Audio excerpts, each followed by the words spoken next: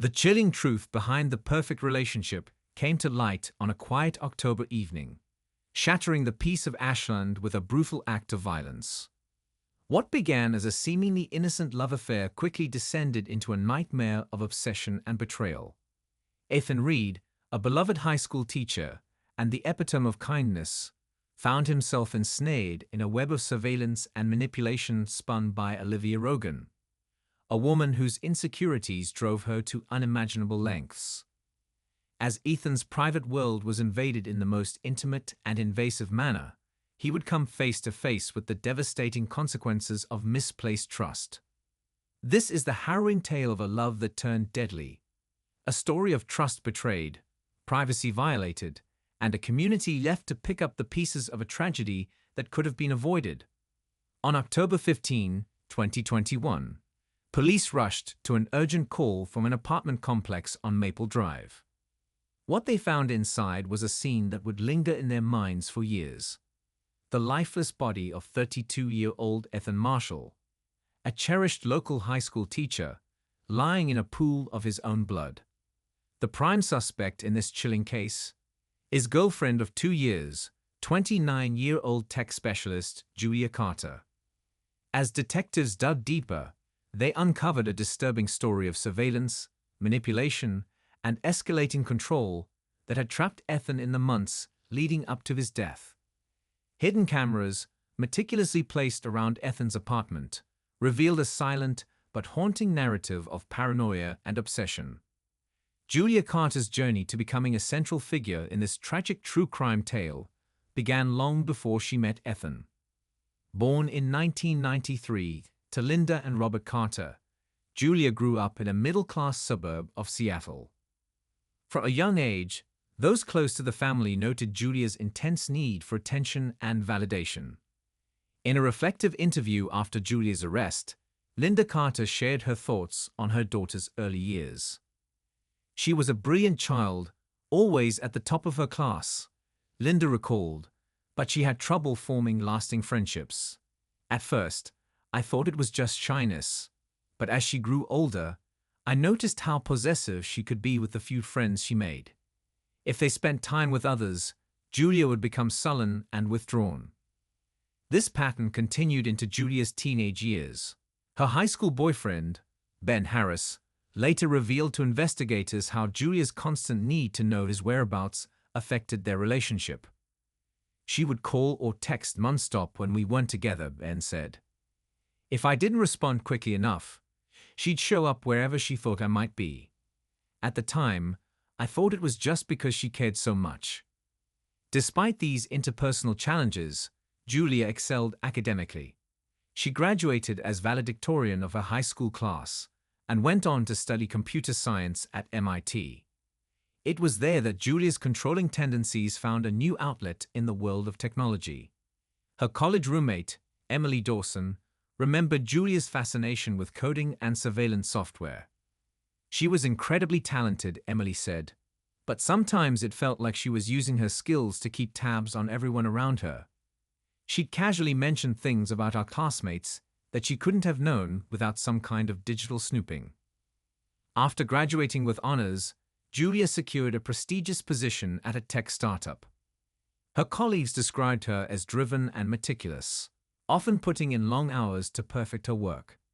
However, her personal life remained marked by turbulent, short-lived relationships. Mark Lewis, who dated Julia for 6 months in 2019, described the relationship as intense and stifling. She wanted to know everything about my day, my thoughts, my plans, he said. When I tried to set boundaries, she'd become angry or manipulative. It was exhausting. By early 2020, Julia had moved back to her hometown of Brooksville, accepting a remote position with her company. She left behind a trail of broken relationships, yet no one could have predicted the dark turn her life would take when she met Ethan Marshall. In stark contrast to Julia's tumultuous journey, Ethan Marshall's life seemed grounded and stable. Born in 1990 in Brooksville, Ethan was the youngest of 3 children in a close-knit family. Ethan Marshall's older sister, Claire Marshall, fondly recalls their idyllic childhood. We grew up surrounded by nature, Claire said. Our summers were filled with hikes in the mountains, and our winters were spent skiing. Ethan was always the peacemaker, the one who could make anyone laugh. From a young age, Ethan had a deep passion for learning and a natural talent for connecting with others. Ethan's high school English teacher, Mrs. Rachel Benson, remembered him with great affection. Ethan had a unique ability to bring out the best in his classmates. He was patient, kind, and his enthusiasm for literature was infectious. Mrs. Benson said, "I always thought he'd make an outstanding teacher someday." Mrs. Benson's prediction came true when, after graduating with a degree in English literature, Ethan returned to his hometown to teach at Brooksville High School. Ethan's personal life was marked by steady, long-term relationships. His college girlfriend, Emma Collins, remained a close friend even after their amicable breakup. Ethan was always so balanced, Emma recalled. He valued his independence but was incredibly loyal and supportive. We parted ways because our career paths were diverging, but there was never any drama.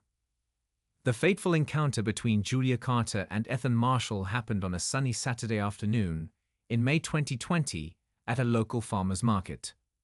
Julia, still getting used to her new surroundings, was exploring the market when she crossed paths with Ethan, a regular there picking up fresh produce. Their eyes met across a display of organic apples, and Ethan, ever the friendly local, started a conversation about the best varieties for baking.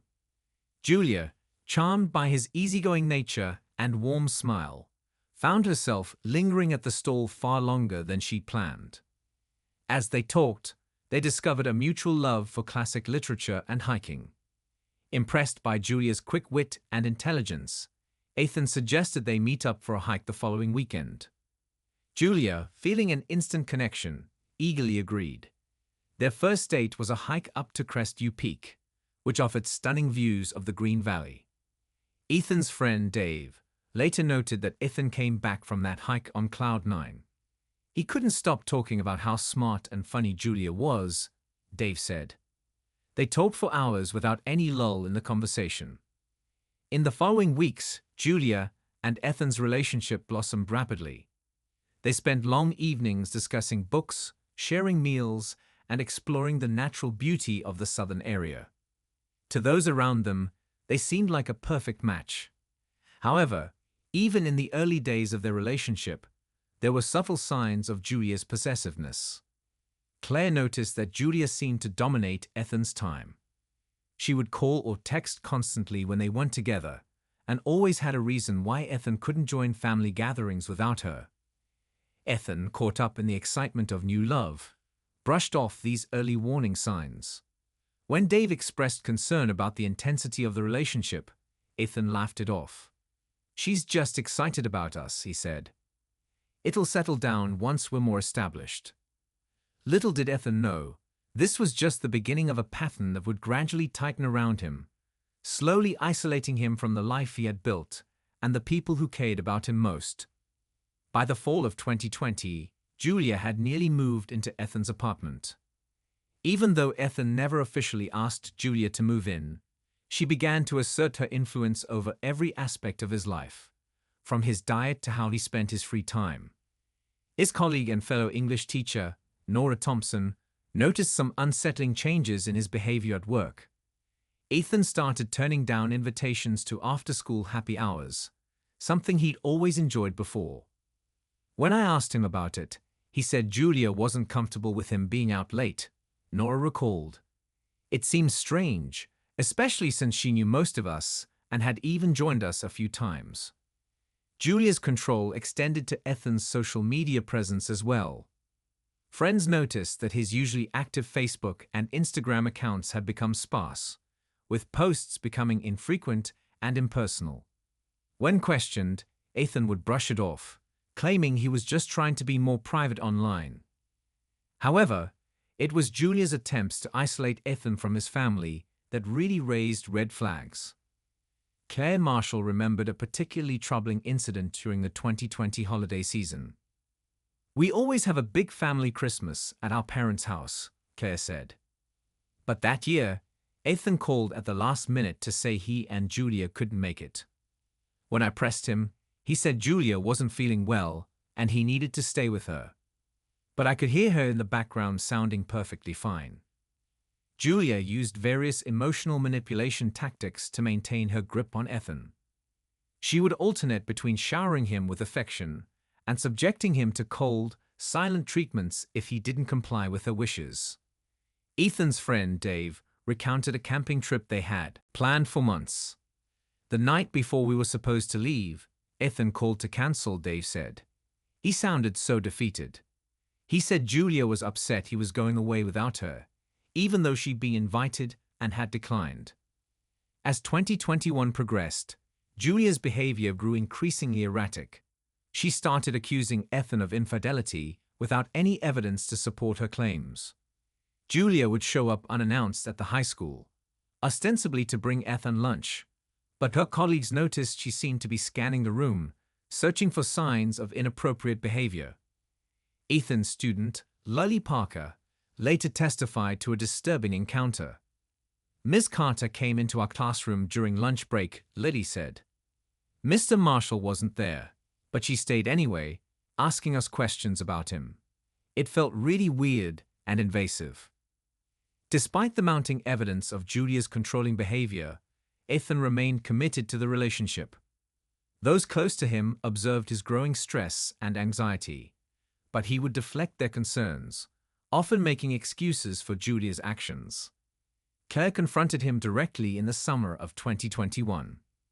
I told him I was worried that this didn't seem like a healthy relationship, she said.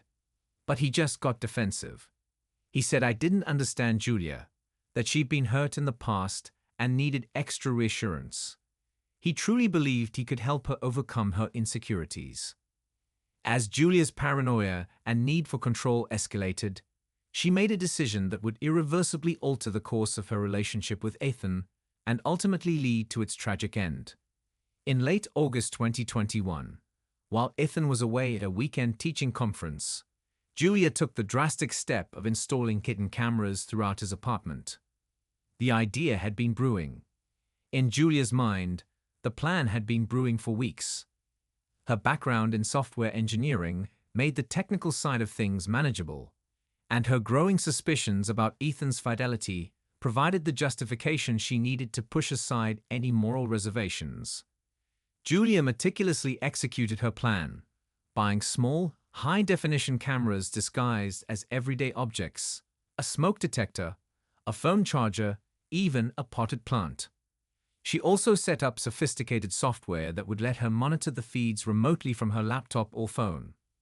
On the Friday afternoon that Ethan left for his conference, Julia sprang into action. With a key to his apartment, supposedly for emergencies, she had unrestricted access. Over the next several hours, she carefully placed cameras in the living room, kitchen, bedroom, and even the bathroom, ensuring that every corner of Ethan's private space was under surveillance. With the cameras set up and the software running smoothly, Julia left the apartment, her heart pounding with a mix of anticipation and guilt. She convinced herself that this was a necessary step to ease her fears and regain her trust in Ethan. The first few days of monitoring were uneventful. Julia watched Ethan go about his daily routines, grading papers, preparing lessons, chatting on the phone with his sister. But rather than alleviating her suspicions, the lack of incriminating evidence only fueled Julia's paranoia. She began fixating on minor details. Why did Ethan smile at that text message? Who was he waiting for outside the window? Julia's colleague, David Kim, later noticed changes in her behavior at work.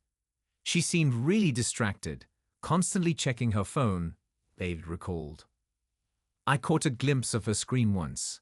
It looked like a video feed, but she quickly closed it when she saw me looking. As the days turned into weeks, Julia's obsession with the camera feeds grew. She started neglecting her work, her sleep suffered, and her interactions with Ethan became increasingly strained as she struggled to keep her secret. One evening, while reaching for a book on his shelf, Ethan noticed that several volumes were slightly out of place. He clearly remembered organizing them just days before. In the bathroom, His toiletries seemed rearranged, though he couldn't quite pinpoint how. More unsettling were the times he felt as if he was being watched. He would be grading papers in the living room and suddenly feel a strange sensation on the back of his neck, as if someone's eyes were on him. But when he looked up, he was alone. Ethan's friend and fellow teacher, Nora Thompson, recalled a conversation they had during this period. He mentioned feeling on edge in his own home, Nora said. He laughed it off, saying he was probably just stressed about work, but I could tell it was really bothering him. Julia's behavior only added to Ethan's growing discomfort. She began making comments about his daily activities that she shouldn't have known about. Once, she mentioned in passing that she liked the new brand of coffee he bought, despite not having been to his apartment in days. Another time, she asked about a phone call he had with his mother, even though he was sure he hadn't mentioned it to her.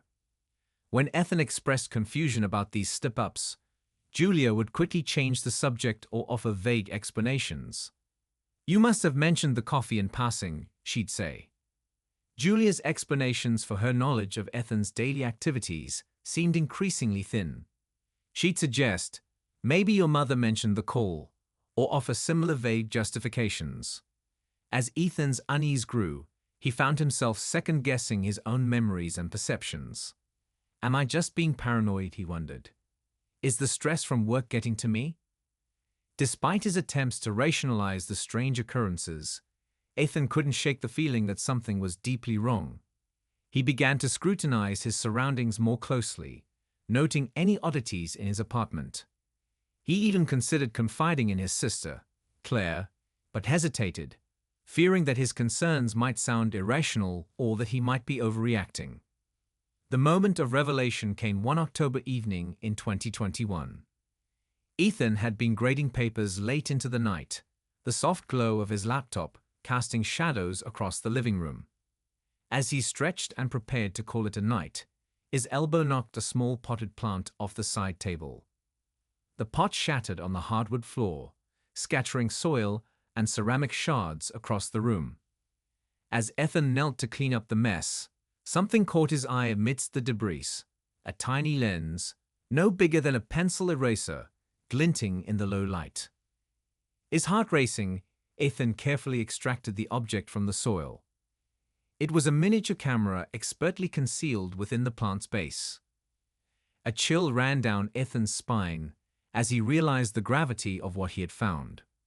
With trembling hands, he began a frantic search of his apartment. Over the next hour, he uncovered 5 more hidden cameras, inside the smoke detector, a picture frame, even the shower head.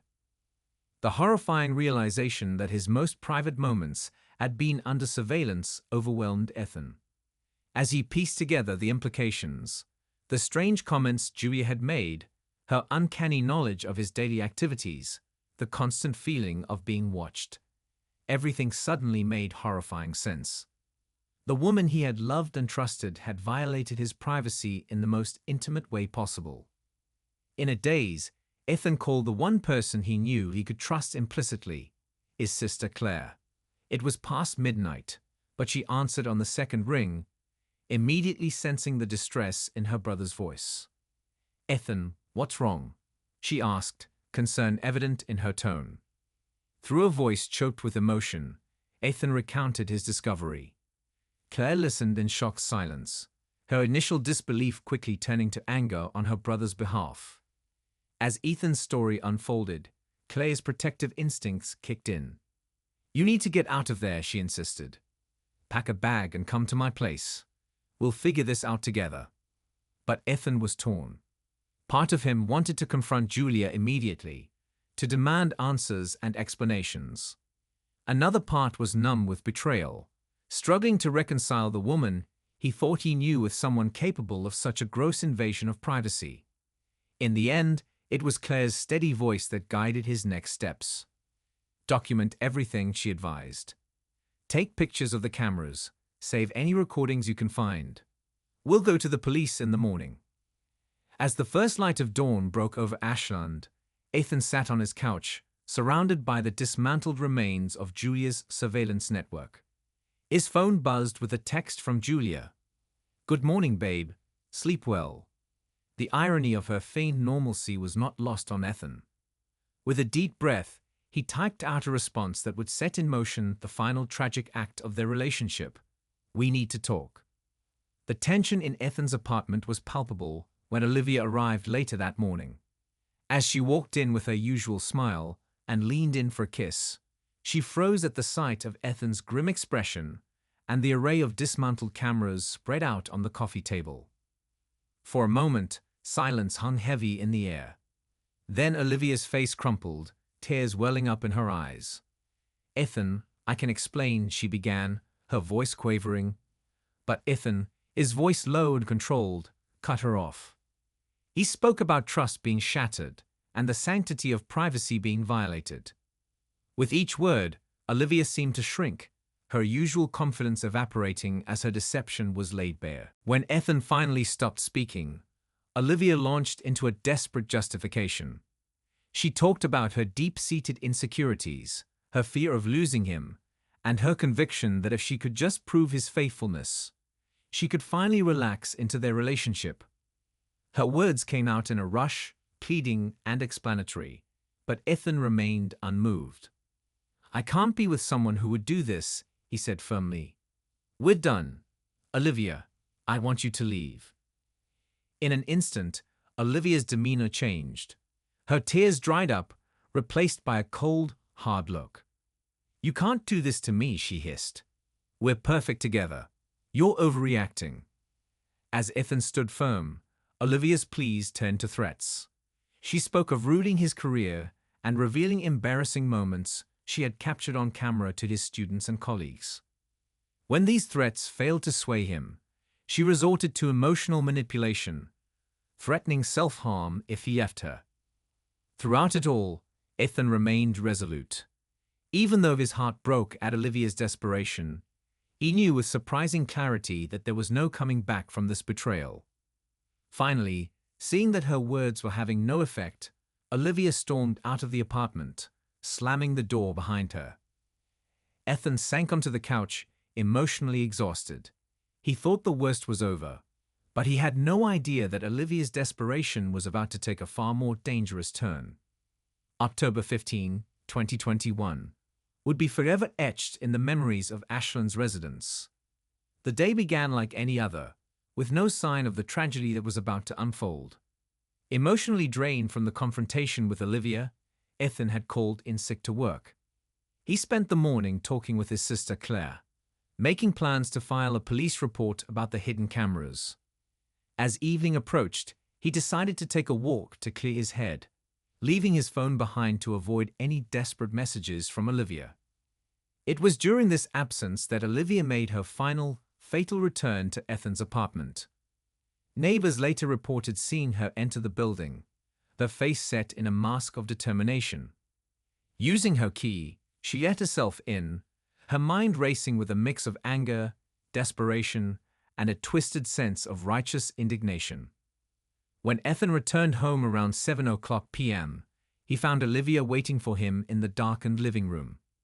The sight of her there, uninvited and unexpected, sent a jolt of fear through him. "Olivia, what are you doing here?" he asked, his voice wavering. Olivia's response was chilling in its calmness. "We're going to fix this, Ethan," she said. "You'll see that we belong together." What followed was a heated argument that quickly spiraled out of control. Olivia oscillated between pleading for another chance and displaying a cold, determined resolve. The confrontation escalated, setting the stage for a tragic outcome that would shock everyone who knew Ethan. The argument between Ethan and Olivia escalated quickly. Ethan, exhausted and desperate, demanded that she leave immediately. It was then that Olivia's fragile control shattered. In a move that shocked even those familiar with her obsessive tendencies, she produced a kitchen knife taken from Ethan's own drawer. The next few moments were a chaotic blur of violence and terror. Ethan, caught off guard by the sudden escalation, tried to reason with Olivia even as he backed away from the blade. But Olivia, now beyond reason, lunged forward. In the struggle that ensued, Ethan's training as a former high school wrestler proved vital. He grappled with Olivia, trying to disarm her without causing harm. Yet, in her frenzied state, Olivia's strength seemed almost superhuman.